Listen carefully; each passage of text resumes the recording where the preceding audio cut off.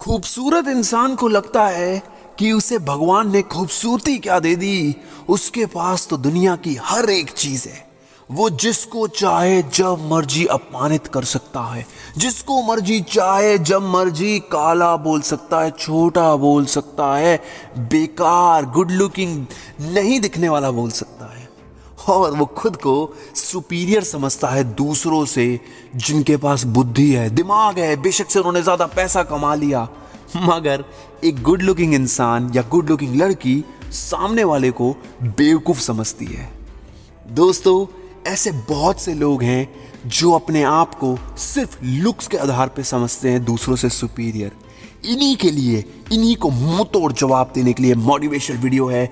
और इस वीडियो के अंदर बताऊंगा कि भोले भाले लोगों को अक्सर कैसे लोग बेवकूफ बनाने की कोशिश करते हैं, मगर वो अपने स्मार्ट वे में कैसे लोगों से उन्हीं के अंदाज में रिवेंज ले सकते हैं। ये इस मोटिवेशन वीडियो में बताऊंगा। दोस्तों, इस वीडियो को लाइक करना बिल्कुल मत भूलना। चाणक्य नीति और चाणक्य नीति हिंदी देखने के लिए हमारे चैनल सिद्धि मोटिवेशन को सब्सक्राइब कर लेना। दोस्तों, एक विराज नाम का लड़का होता है। उसकी शादी हो गई होती है और शादी के बाद वो दिल्ली में शिफ्ट हो गया होता है। दिल्ली में शिफ्ट होने के बाद वो अपनी वाइफ के साथ रह रहा होता है और एक दिन अचानक उसे अपनी वाइफ के फोन में मैसेज दिखता है। उसने उसको खोल के देखता है और उसे पता लगता है कि किसी ने बोला है कि मैं रूम बुक करा रहा हूं। और एकदम से वो सुन के हिल जाता है, अपनी वाइफ को बुलाता है, ये क्यों रूम बुक करा हुआ है, तुमने क्या रूम की बातें हो रही हैं? तो उसकी वाइफ कहती है, हाँ बेबी कुछ नहीं है, ये एक्चुअली वो हम एक सरप्राइज बर्थडे पार्टी प्लान कर रहे थे, इसीलिए मैसेज है। उसका पति कहता है, विराज कहता है कि तू मुझे बेवकूफ समझती है, मैंने सारे के सारे मैसेज पढ़ लिए, तेरा इसके साथ अफेयर चल रहा है, ये क्या हो रहा है, व्हाट इज दिस नॉनसेंस, तू मेरी वाइफ है, तू मेरे को धोखा कैसे दे सकती है? एकदम से उसके पाँव के नीचे से धरती खिसकी हुई इंसान के, उसको समझ नहीं आ रहा वो कैसे रिएक्ट करे। उसे गुस्सा आए, गाली दे या फिर लड़े झगड़े, क्या करे, कैसे रिएक्ट करे, उसे समझ नहीं आया। उसने अपनी वाइफ को बोला, तुमने मेरे को चीट क्यों करा, मेरे को धोखा क्यों दिया, तुम मेरे को धोखा दे रही हो, तुम मेरी वाइफ हो यार, हमारी जिंदगी, मैंने तुम्हारे साथ अपने घर परिवार को छोड़ के तुम्हारे साथ रह रहा हूँ, इतनी दूर हम लोग इतने अपने असली होम टाउन से इतनी दूर रह रहे हो उत्तरांचल से, और तुम्हारे साथ रहने के लिए मैंने सब कुछ करा और तुमने मेरे को धोखा दे दिया। उस लड़की ने कहा, ज्यादा बकवास करने की जरूरत नहीं है, अगर तुम्हें मुझसे इतनी दिक्कत है ना तो मुझे छोड़ दो ना। विराज परेशान, क्या करूं क्या ना करूं। उसने कहा, ठीक है, तुम्हें अगर ऐसा लगता है ना तो मुझे भी ऐसी शादी नहीं चाहिए, ठीक है, जाओ जाओ जाओ। वो लड़की उठकर चली गई। विराज अपने ऑफिस में काम कर रहा था चुपचाप। अचानक उसकी वाइफ फिर से आई और बोला, ऐसा है, मुझे पैसे चाहिए, और अगर तुम मुझे पैसे नहीं दोगे ना तो मैं तुम पे डिवोर्स का केस डाल के, डॉरी का केस डाल के, डोमेस्टिक वायलेंस का केस डाल के, तलाक, मार पिटाई और सारे आरोप लगा के तुम्हें और तुम्हारी फैमिली को सफर करा दूंगी।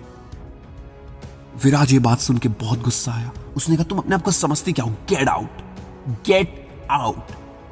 उसने इतने बोलने की देर थी कि ऑफिस के 3-4 एम्प्लॉइज ने भी देख लिया और उसने हंस के बोला, बस मैं यही चाहती थी। और उसने उसके बाद रोना शुरू कर दिया, एक्टिंग, रोने की एक्टिंग करनी शुरू कर दी। एक्टिंग सबने देख ली, ऑफिस के कलीग्स ने, और वो चली गई। 2 दिन बाद लड़की के वाइफ के, विराज की वाइफ के लॉयर का फोन आया विराज के पास। ऐसा है सर, आपके पास ऊपर 498 का मुकदमा दर्ज है, डॉरी का और डोमेस्टिक वायलेंस, डीवी एक्ट और ये एक्ट और वो एक्ट, सारे आप पे केस लगा दिए गए हैं। अगर आप बचना चाहते हो तो उसको बार बार एलिमनी दे दो। आप शरीफ इंसान हो, समझदार हो, पढ़े लिखे हो, और दे दो, बच जाओगे, वरना सरकमस्टांसेस बहुत बुरे हो सकते हैं सर। कोर्ट के चक्कर, लॉयर के चक्कर, पैसा देना, भरपूर पानी की तरह पैसा बहाएगा, आप सोच भी नहीं पाओगे इतना पैसा कहाँ जा रहा है। और यकीन मानिए, कोर्ट एक ना एक बारी तो आपको हवालात की हवा भी खिला सकता है। ये बात सुन के विराज थोड़ा परेशान हुआ। उसने कहा, चलो ठीक है। उसने अपनी वाइफ को कॉल करा और बोला, तुम्हें क्या चाहिए? उसने कहा, मुझे तुम्हारे दोनों घर चाहिए। उसने कहा, दिल्ली वाला घर तो चलो ठीक है, समझ आता है, उस मेरे होम टाउन उत्तरांचल वाला घर कैसे दे सकता हूं, उसमें तो मेरे माँ बाप रहते हैं। कहती, नहीं मुझे चाहिए, मेरे को भी कुछ सिक्योरिटी चाहिए, मैं तुम्हारे साथ शादी कर चुकी हूं, मेरे साथ तुमने धोखा कर दिया, ये वो ब्ला ब्ला ब्ला। विराज ने कहा, अच्छा चलो मिल के बात करते हैं शाम को। विराज उससे मिलने गया। विराज ने उससे बोला, तुम मेरे ऊपर क्यों ये फेक एलिगेशंस लगा रही हो, क्यों तुम मेरे साथ इतना गलत कर रही हो, क्या मिलेगा तुम्हें? उसकी वाइफ बोली, क्यों ना करूं, मेरे को पैसा चाहिए भाई, फेक बेशक से कराए तो तुम चुपचाप पैसा दे दो ना यार मेरे को।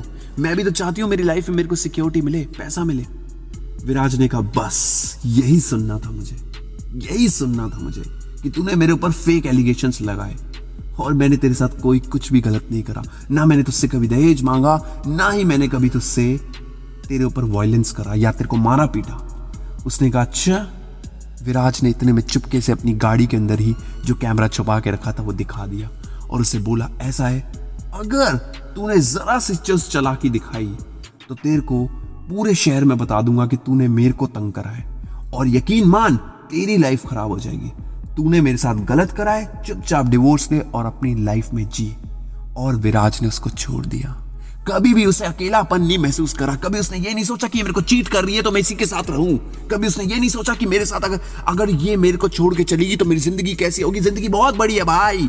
जो काले हैं ना उनको भी लड़की मिल जाती है, जो छोटे हाइट में उनको भी मिल जाती है, जो गरीब है उनको भी मिल जाता है। हर किसी के लिए कोई ना कोई है। जरूरी नहीं है कि आपको उसी के लिए भीख मांगनी है जो आपकी कदर नहीं करता, जो आपको कुत्ते की तरह ट्रीट करता है, जो आपको आपकी औकात का अंदाजा हर 2 घंटे में दिलाता है। उसके साथ रहने की आपको कोई जरूरत नहीं है। ये मोटिवेशन वीडियो आपको कैसा लगा? चाणक्य नीति देखने के लिए हमारे चैनल को सब्सक्राइब कर लेगा। जय हिंद, वंदे मातरम।